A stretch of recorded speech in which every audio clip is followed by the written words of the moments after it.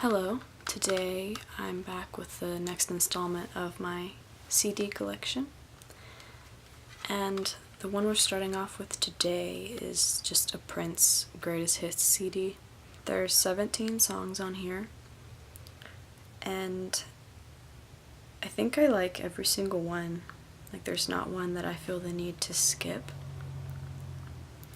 And one of these songs on here I actually have set as my alarm, and that song would be Diamonds and Pearls.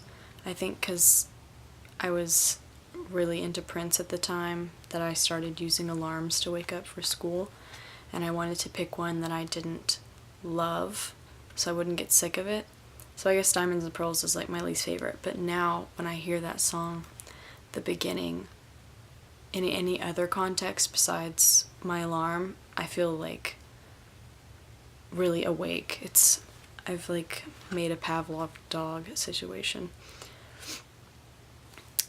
But I feel like a lot of people have this Greatest Hits CD. People like Prince. This next CD is the best of the Cutting Edge 1965 to 1966, the bootleg series volume 12. Don't know if you can see that. And it's got a picture of Bob here. And it has a lot of songs on it.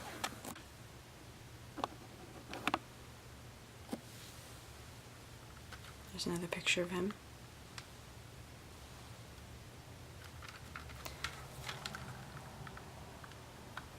There he is.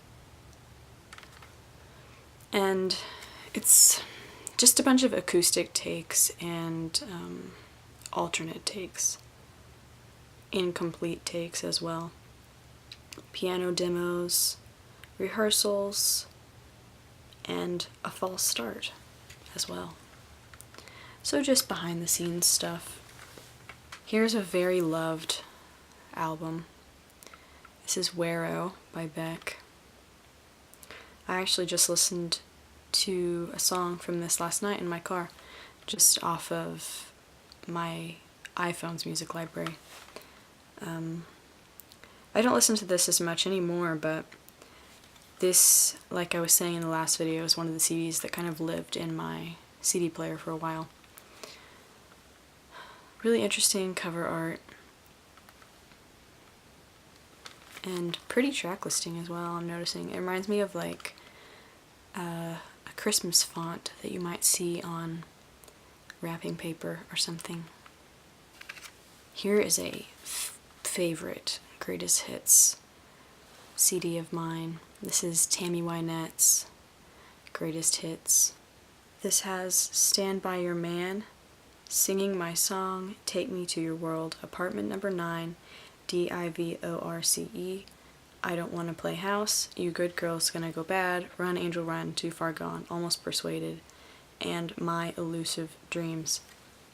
She recorded a lot of songs. She has a ton more that are great, but I guess what I want to say is I wish there were other songs on here. Like, in my opinion, there's a lot missing, because I feel like Tammy is someone that you have your favorites that you might not share with everyone else, just because she has so many that you can pick from. Here's the album that I mentioned that never leaves my car. There's the camera. And this is Electric Warrior by T-Rex. Everyone loves this album, which I think is appropriate. It's a banger. I'm having to think of my favorite, like look at the songs and imagine what they sound like. I really like Girl and Planet Queen. And Monolith I know I really like. I can't think of what it sounds like right now though.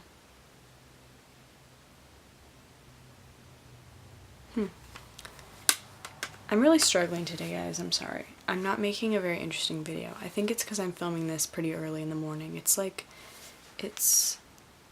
Oh my god, I thought it was 8:30, but it's 9:30. That's problematic. Okay, this is Leonard Cohen's best of. I guess I have a lot of greatest and best of CDs in this stack.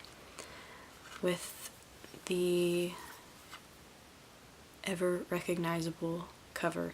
I think this greatest hits album, or best of, has the most recognizable album cover. And this, along with like ABBA Gold, which when I did my vinyl video, I think I said it's such a like classic, like everyone's seen the ABBA Gold cover, it seems like it's an actual album, not just a greatest hits. And I really like the color of this CD. It's like manila folder colored. And I can't look at this album and not think of Ween's The Pod album, which is a collage of this album cover.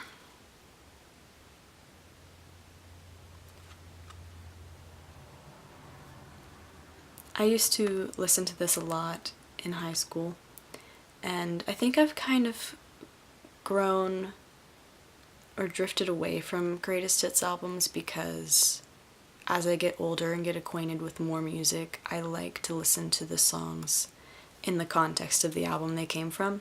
Like, it can be kind of disorienting to listen to a greatest hits without the context of the album and the other songs that go next to them. Here's an album from a record store from another town, and this is Bob Dylan's Nashville Skyline. And I remember when I got this album, luckily I went and looked inside of it. I don't know if it was like sealed when I got it, but I remember when we got in the car and I looked inside, the wrong CD was in here, so I guess it wasn't sealed. Here, I'll show you. A lot of the Columbia Bob Dylan CDs are like red and all look the same, and if you don't read closely, look at that guy. Oh, there's Johnny Cash, right? Yes. It's hard to tell looking at him backwards and far away. It sounds like a song title. So I guess I didn't notice it was the wrong one until I got in the car, but luckily we spotted it because I wanted Nashville Skyline. It was another Bob Dylan CD, but other music stores I've gone to have been pretty good about not giving me the wrong CDs, except one time at the Tennessee record store I was talking about. I got the album Very Necessary, and it was one of those CDs that they have marked, like, they do this with movies a lot. The DVD's not in the case, and they have to get it from, like, a file cabinet when you buy it. And they did not give me the CD. I bought, like, 20, so I didn't notice. But, yeah, so I still don't have that album. So if I ever go back there, I might demand my Very Necessary, because I really wanted it. This is a very, very favorite. This is Liz Phair's Whip Smart, and I got it for $5, it says, and it says check condition.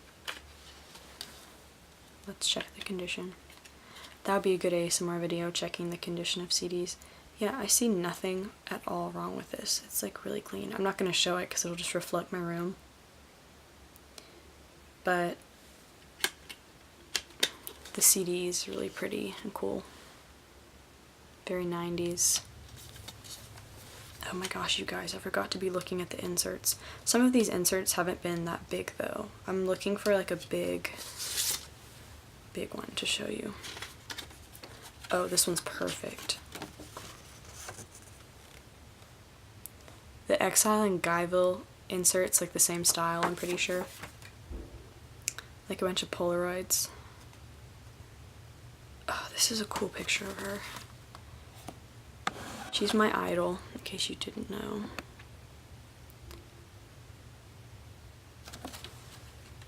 What else do we have? You know, this gives me feelings about a lot of things, but I was gonna say it gives me feelings about Polaroids. It's kind of like Polaroids are great, but their time is gone, if that makes sense. And Instagram and those new Polaroids that print out the rectangular pictures, like they both tried to bring it back, but they just didn't do it right, if that makes sense. Like Polaroids are Polaroids. They're not digital, but they also have to be square. So I just wish that Polaroids were still thriving, I guess, because it's just so visually appealing, in my opinion, the square and the getting the picture quickly. I know they still exist, but they're just not, like, I believe the film for them is really expensive, isn't it? I think so. Okay, here's another greatest hits. I don't know what I was doing when I made this stack, because I tried to vary and like put different CDs into different videos, but here's the very, oh, this is interesting, the very best of the Rolling Stones, 1964 to 1960, not 60, 1964 to 1971. I got this for Christmas one year, I remember, because I listened to it with my mom in the car when we went to see my family on that Christmas day. I like that this is like just red and white and black.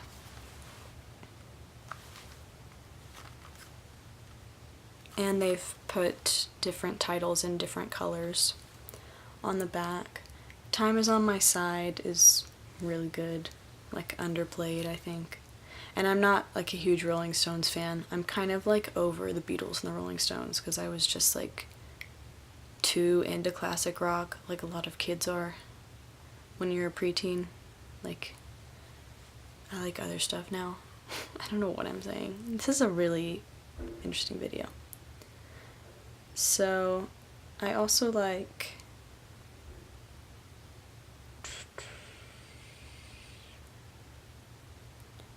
I guess Time Is on My Side is my favorite on here. I think this album was the first time that I heard She's a Rainbow as well, which I really liked. Now they're like playing it on every commercial, and that's kind of getting old. Here's Neil Young's Zuma, yet another album I used to play the heck out of in high school. Oh, sorry, we have to zoom in again. I wish my camera zoomed smoother, but it's not. It like makes a sound. I don't know if that's an ASMR trigger or not. The track list for this is super cool because the little moons and stars next to the tracks denote different personnel on them, I guess you would say. Yeah.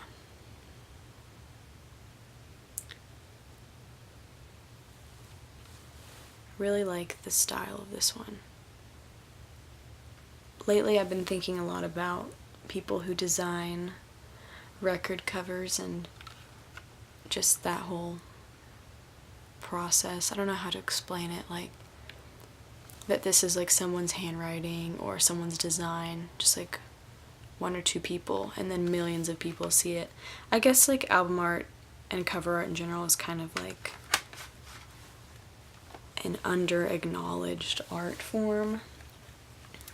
I don't know if I'm making any sense in this video, so LMK. I feel like I'm sassier in this one, which might be more interesting than the last one, who knows. Okay, this album, I remember when I found it at a used like media store here where I live, and I had listened to this on Spotify and I was not at all expecting to see it somewhere, so I was super excited to get it, even though I was only excited about it because I just listened to it before. So I haven't listened to this whole thing in a while. Here's another cool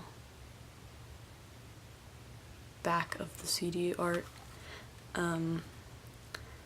This is Sun Ra and his Intergalactic Orchestra. Second star to the right. Salute to Walt Disney. Please tell me I'm saying that right. I think I used to think it was Sun Ra, so I hope it's not. I think it would be Sun Ra, but I don't know. My favorite on here is easily Someday My Prince Will Come, which I also have a vinyl record of Miles Davis like improvising on and with that song. I think that's what it is. So I haven't listened to all of these in a long time, but I really love Someday My Prince Will Come. Here's Leonard Cohen's 10 new songs, still with the like new sticker intact. I haven't listened to this whole album, but I really love like 2 songs on here out of 10, enough that I've just never needed to listen to it. That sounds horrible, but I've just spent so much time loving those 2, and I think I've briefly listened to others and haven't loved them right away. But I know if I listened to all of it, I would love it. Anyway, my favorites are That Don't Make It Junk and In My Secret Life.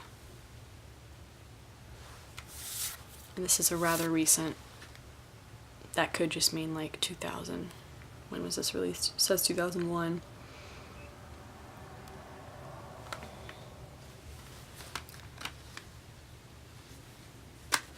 This art has like a gradient color going on. There's Leonard wearing some sunglasses. Yeah. This one we're like going crazy with the PowerPoint gradient feature. See? And then the front is like blue to yellow. That's cool. I need to remember to open the CDs. And I'll probably forget in like 2 minutes. Here's Loaded by the Velvet Underground. This is quite an interesting album cover. And there's the pink continuing on the back. My favorite on here is definitely I Found a Reason. And then I also like Cool It Down and New Age. Oh Sweet Nothin' is a really good closer to the album too. Yeah, this one doesn't have a like exciting insert, so I won't look at it. Also, I don't know how long I've been filming for, but I think it's a long time, so I'll try and speed up a little bit. Here's Lou Reed's Transformer. Okay, yes, this one has a good insert. There he is.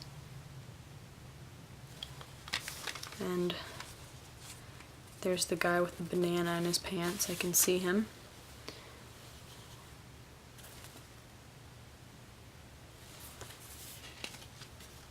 Oh yes, this is a really good... This is like an informational insert. They're like giving you the tea in this one.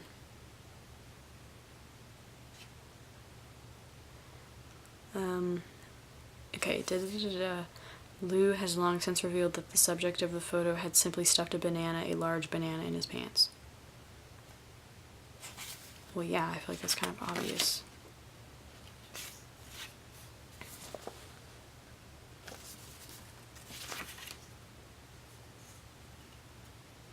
This is a very Frankenstein-esque. Is that a single? Yes, a single cover.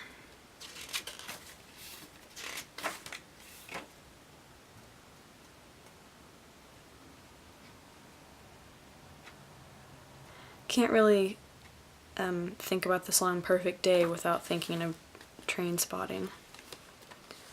That scene with Ewan McGregor.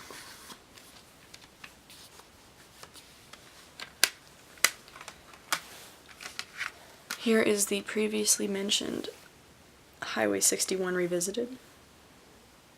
I remember I used to be fascinated with the fact that Bob Dylan was wearing a Hawaiian shirt, because that's just kind of funny, over a motorcycle shirt.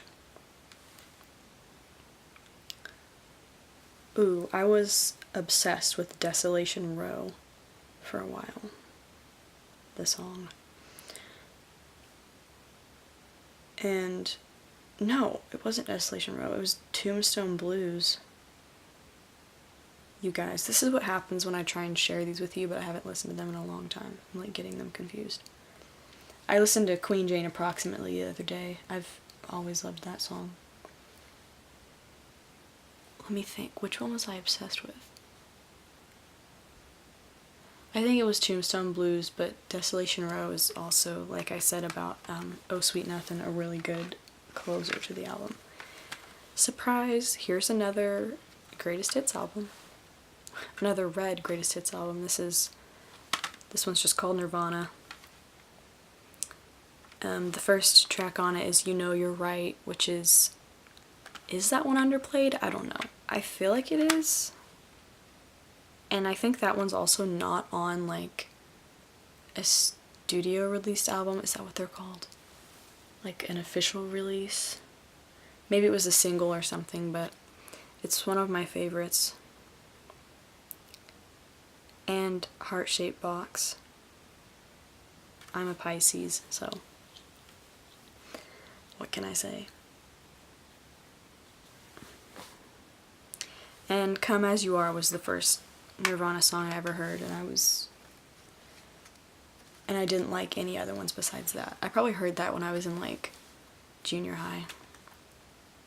Oh, here's a cool CD that I ordered when I used to use Amazon. Now I'm like turned off of Amazon, but I ordered it through Amazon through like a small store, and I guess it's called ABCDs, which is kind of cute, TBH. This is the X-Files. I think this is this is Songs in the Key of X, which is also funny. And it has an alien on the back. And I think the last video I showed the CD from the movie, the first movie. So there's also Soul Coughing on here, Sheryl Crow, Foo Fighters. Okay, wait a minute. It says Foo Fighters Down in the Park. Does that mean they covered that song? I've listened to this and I've never heard Foo Fighters do that song. Okay, I'm gonna have to like listen to this after this video. I bet that sounds super strange. Okay, sorry, I just like had a moment. I've never noticed that before. Frank Black, Man of Steel. I really like that song. And Frenzy by Screaming Jay Hawkins is on here. My favorite song on here is probably the X-Files theme. It's called the PM Dawn remix. There's a lot of big trucks going by right now. Funny story about that song. You should listen to it. One time I was listening to it in my car in the driveway, and my neighbor came over to ask me a question, and I did not notice him, and it was interesting because I was just in there jamming to a remix of the X-Files theme when he like needed my attention, and I did not notice. Here is the Browne Jonestown Massacres, Their Satanic Majesties. I kind of want to leave that in. Their Satanic Majesties' Second Request. Again, another really pretty album. Art design. I don't know which mountain this is. It looks like it's definitely in Europe. Like, perhaps somewhere, I want to say somewhere in Switzerland. Who knows? They should give mountain credits on the back of a CD. That would be cool if they could tell where the picture was taken. I know some do, but anyway. Yeah, look. The yellow like matches the yellow of the flowers. An Enemy is, I guess, my favorite on here, and a really interestingly named song, really clever. It's always misspelled as anemone, though, like it's supposed to be when I see it on like YouTube, like people who've uploaded the song. This album I fell asleep to on a plane once, but I think it was just the two songs I had on my iPod Touch from this album, which was probably it was Miss June 75 and An Enemy were just replaying over and over on a really short flight I took to Denver, and the sun was coming up. It was like a really dreamy, like I was half asleep really interesting experience. A good one though, like when you keep waking up from a nap and then just going back to sleep, but the song was like fading in and out of my awareness, if that makes sense. Here is Jackson Browne's Late for the Sky. Why did I say it like that? I don't know. What a pretty sky though. Fountain of Sorrow is so good. Let's see. A lot of these inserts are just like one page. So maybe the next set will have a lot of interesting ones. Here is 5 Leaves Left. I thought it said it was just $2.99. That would have been insane. $7.99 the sticker says. I'd honestly rather leave stickers on than take them off and have that like gross residue. Gross in that you can't ever get it off, so I would just obsess about it. Every single song on here is really good. Nick Drake is the kind of artist who sounds really similar from song to song, but you also love each one like equally and for unique reasons. Like they sound very similar but are also quite different. Time Has Told Me I can hear in my head right now, so I guess I would say that's my favorite on here. This is Idea and Ability's Firstborn. There's the camera again. Oh, look at the back of this one. This might have an interesting insert.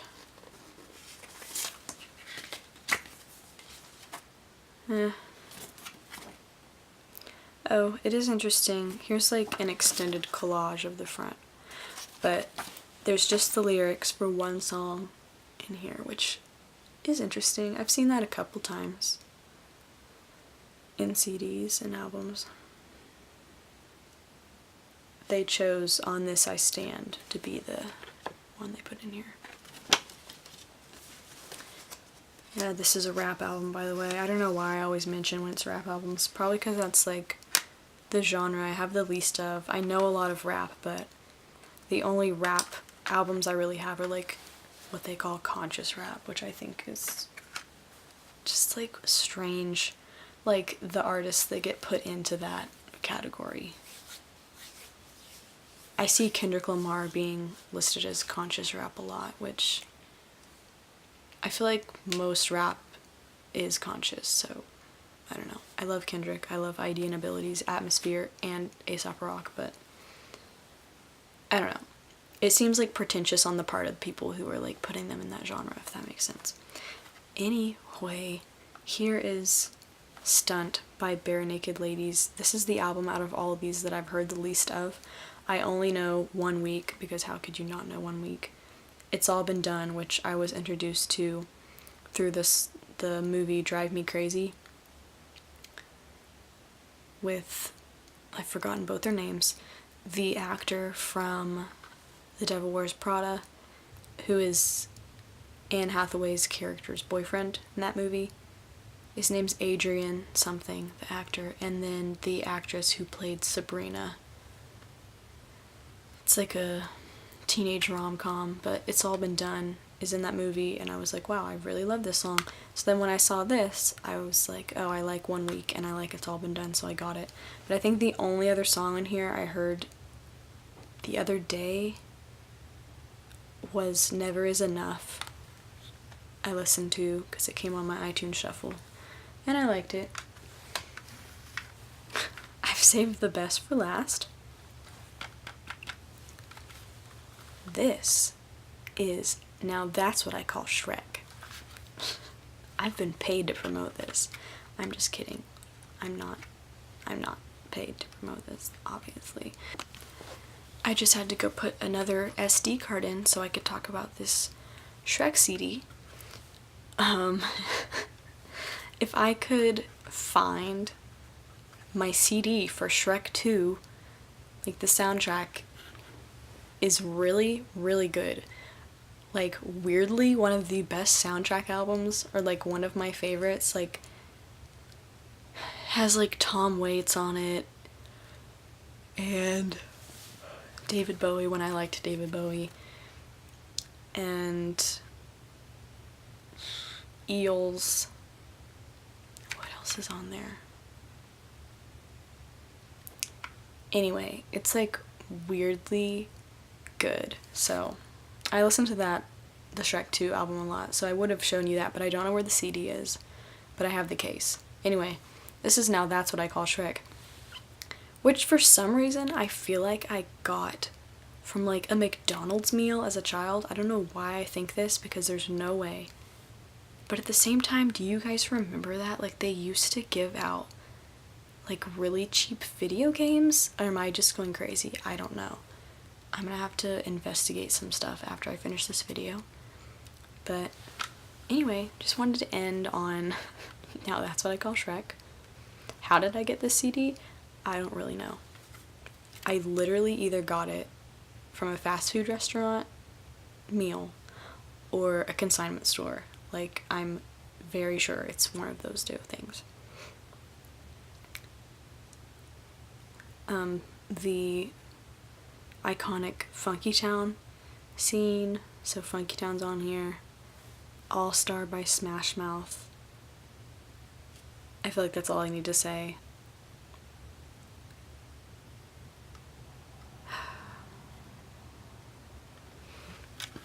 So yeah, thanks for watching. This video was like all over the place. Maybe I'll get it together by the next video, but thank you for watching, and stay tuned for the next part 3 of my CD collection.